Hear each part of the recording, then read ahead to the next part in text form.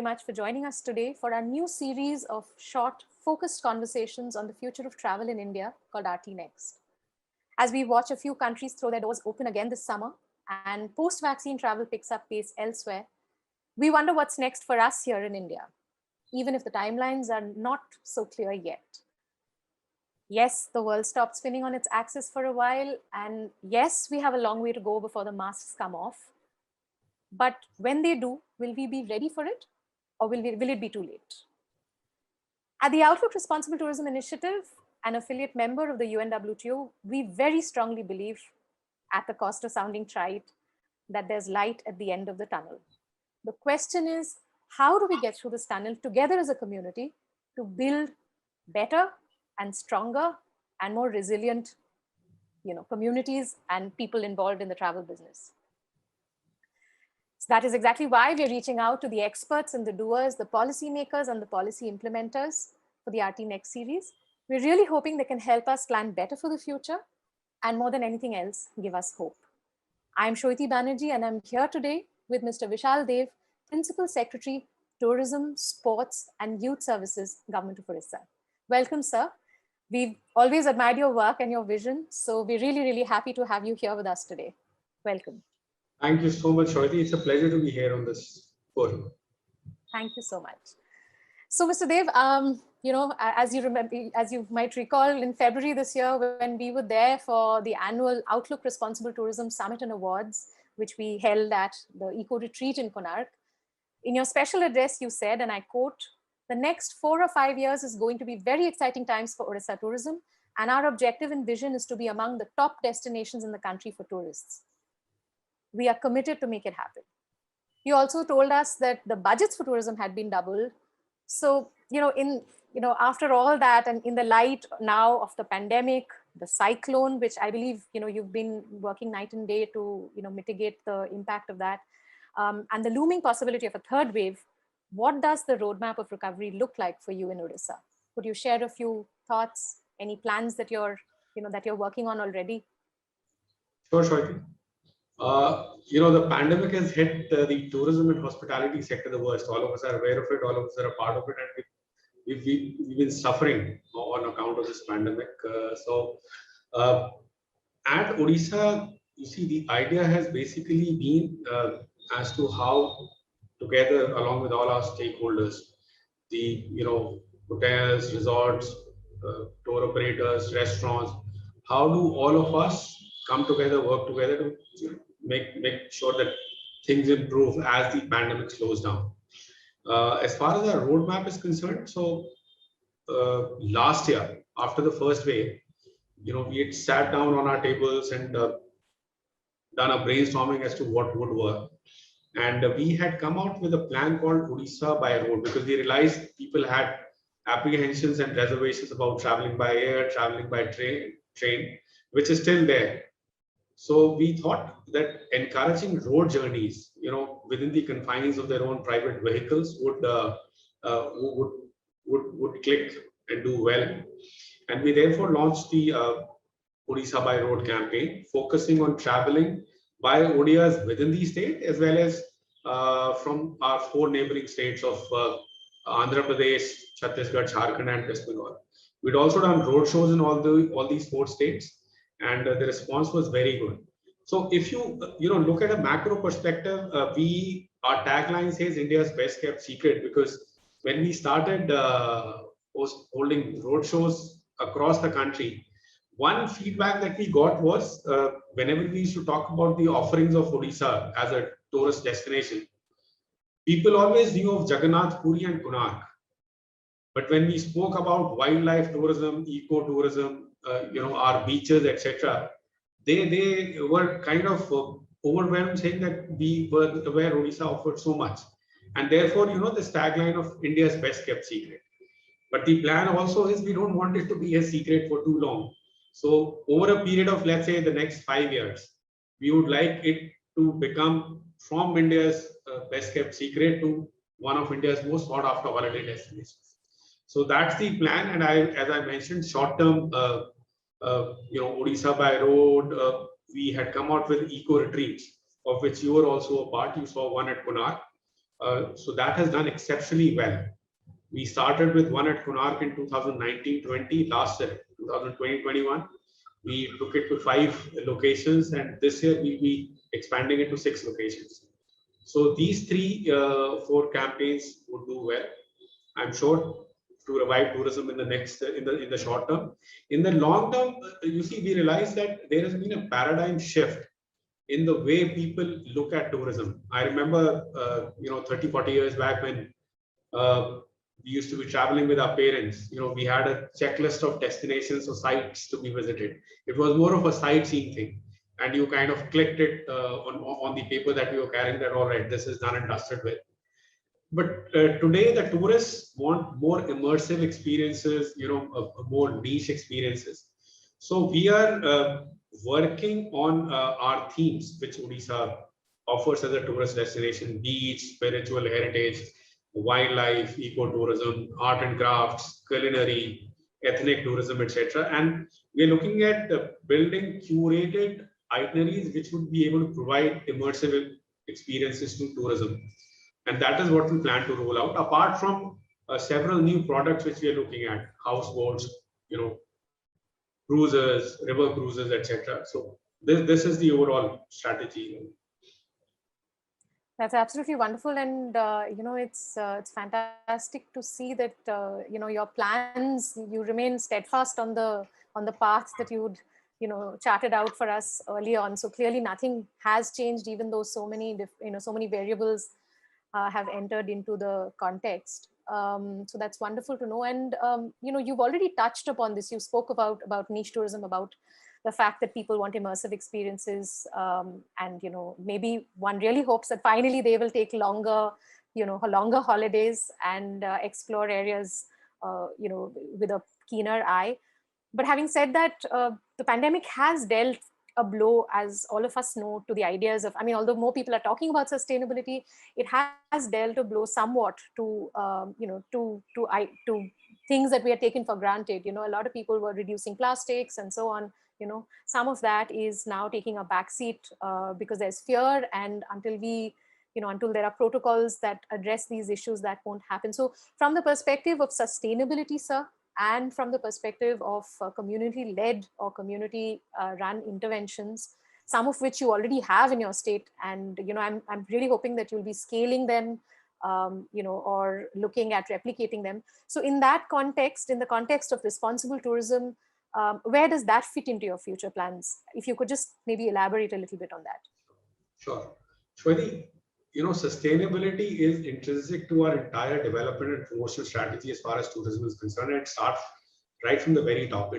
Honorable Chief Minister Sri Naveen Patnaik is very, very particular about ensuring that we promote responsible and sustainable tourism.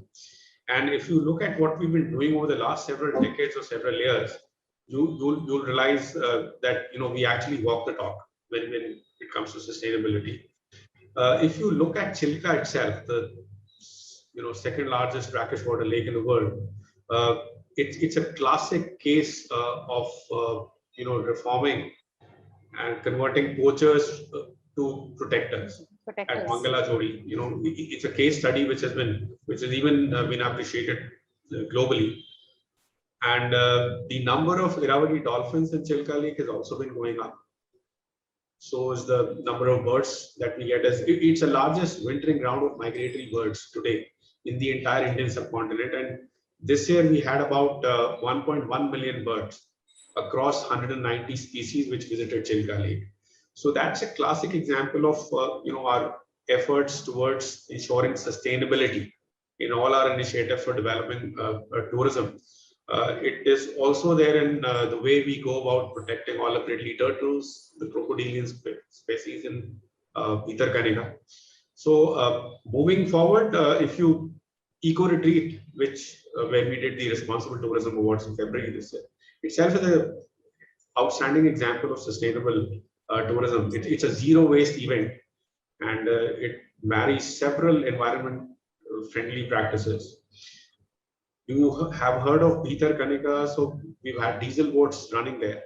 We are converting those diesel boats into electric and solar run boats. The project starts this year. In Chilka, we're also converting the most of the boats that run in Chilka, tourist boats, are wooden boats. So we are converting them to IR class compliant RFP boats, which will provide a much better and much more comfortable experience to tourists. So the idea is to marry promotion, development, and sustainability. And I think the most important fact in this entire debate of sustainability is, you'll be happy to know that our green cover has actually gone up from 34% to 39% over the last 10 years. And we're one of those rare states where it's actually happening. And between 2017 and 19, our forest cover has grown up by about 274 square kilometers. So that kind of talks about the effort that we put in ensuring that whatever we do is sustainable and responsible. And also to talk about blue flag beaches, Puri Golden Beach was amongst India's first beaches which got the blue flag certificate. We are developing another 5 beaches to blue flag standards. So all in all, whatever we do for promoting and developing tourism in Odisha is intrinsic. Sustainability is an intrinsic part of that. So on the community, led tourism development, I would like to talk about our ecotourism model, which is a unique model and again has won several awards internationally as well. So we have about 600 community members which manage 47 nature camps. These nature camps were set up by the government and have been handed over to the community for management. We've also provided them training on food and beverage, housekeeping, overall accounts, etc. The plan now is to scale up these 47 nature camps, increase their capacity substantially, almost double it, and also look at several new destinations, ecotourism destinations. And we're also engaging with the community to see that they're trained as naturalists and guides because these are all places which are near wildlife sanctuaries, beautiful forest destinations, etc. So we need more naturalists, more tour guides to help people who are visiting these places. So therefore, we'll also be training them. And of course, the eco retreat, which we started with 1 destination 2 years back, is now being expanded to 6 destinations.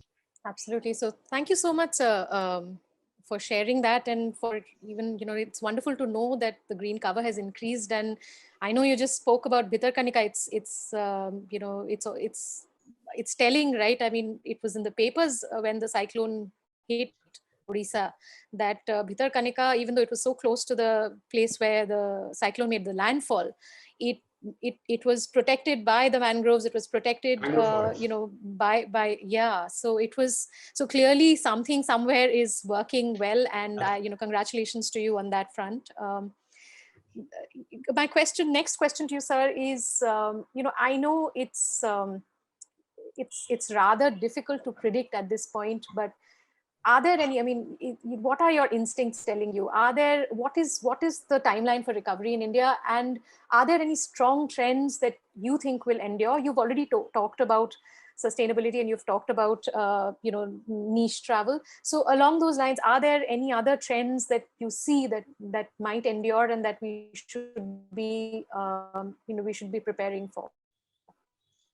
There are various theories going around. Someone says it's going to be a U-shaped recovery. Now we start talking of a W-shaped recovery.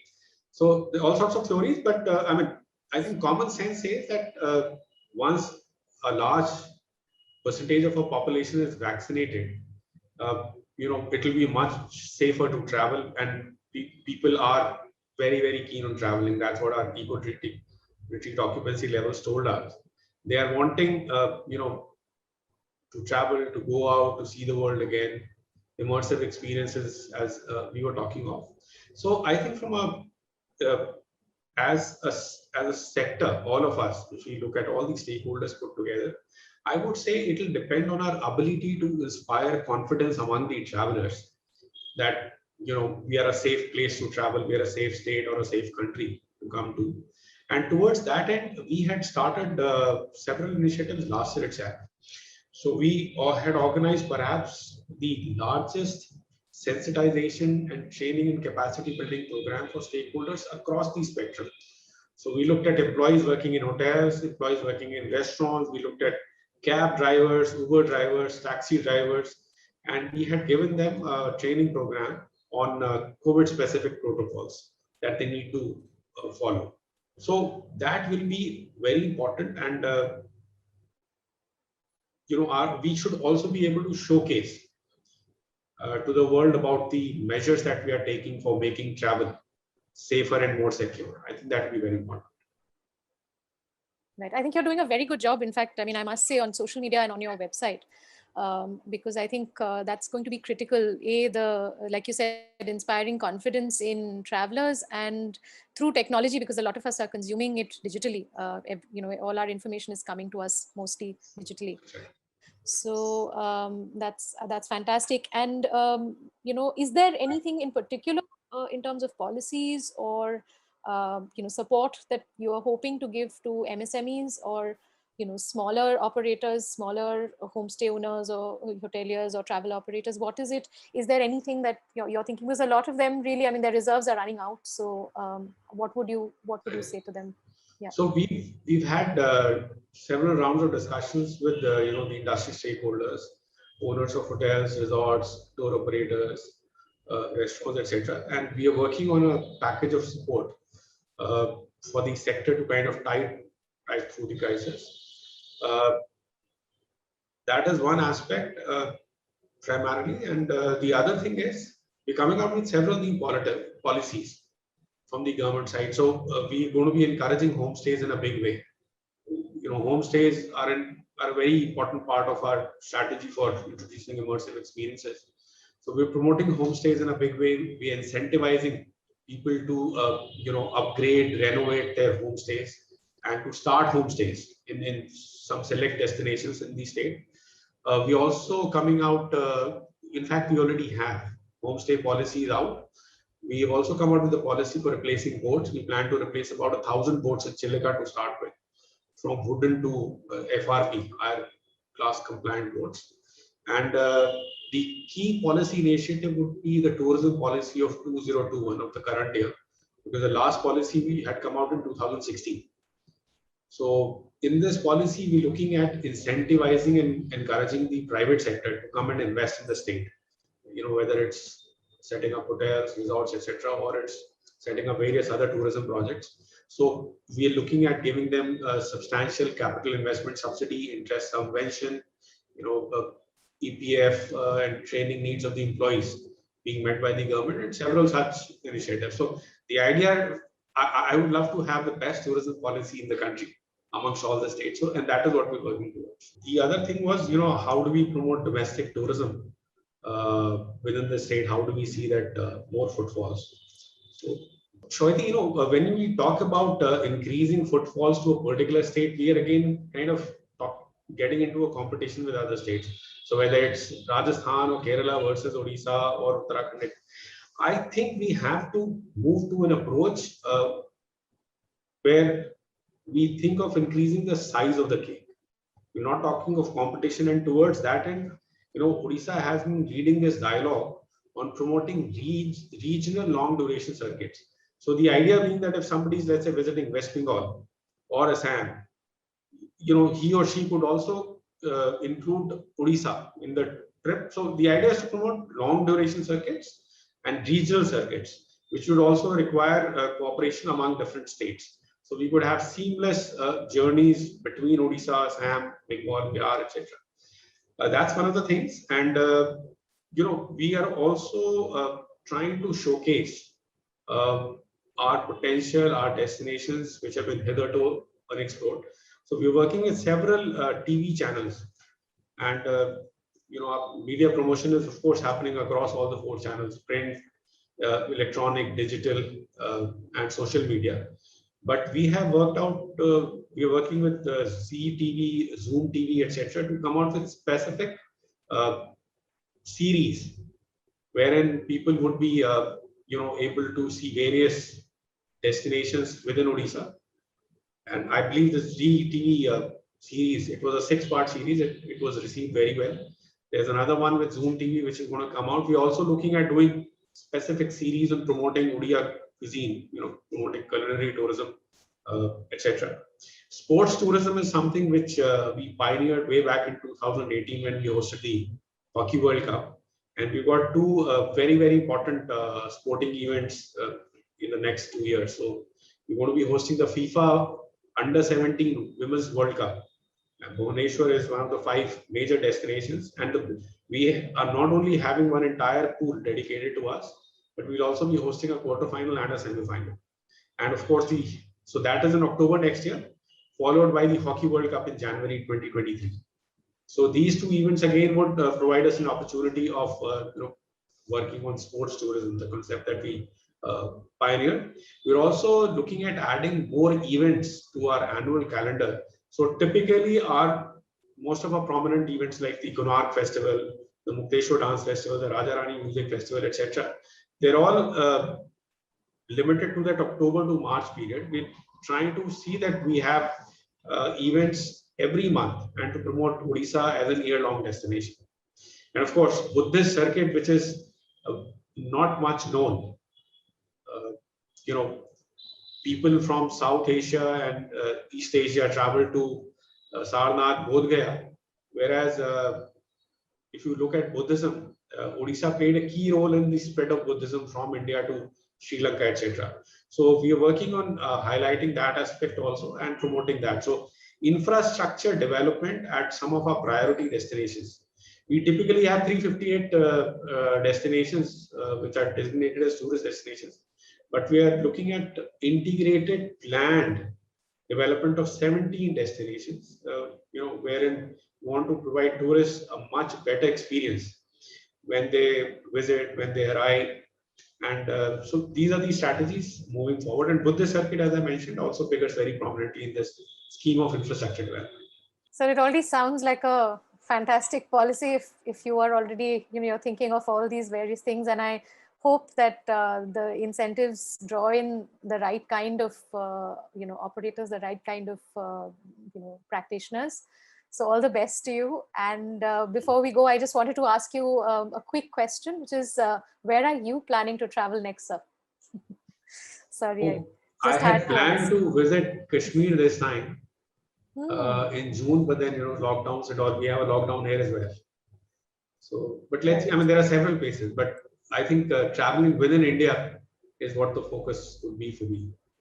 Absolutely. So it's true for all of us, sir. So, finally, I think we're looking inwards and hoping to explore our own country. So that's fantastic. This morning, I was reading, it was a news story in one of the papers on how 150 families of Patachitra artists are, at Raghurajpur are busy painting the outer walls of their homes. Yes. And, it just filled my heart with such joy because clearly, tourism hasn't restarted in the way that perhaps we were hoping that it would summer. But clearly, there is a lot to explore when we go back, and especially in Odisha. And all the best to you, sir. Thank you so much for your time, and we hope to stay connected. We hope to walk with you along this path and see how we can all recover together as a community and bounce back from what has been a rather difficult year and a half. So thank you very much once again, sir. Thank you for joining us. Thank you, Shweta. Thanks a lot. Thank you.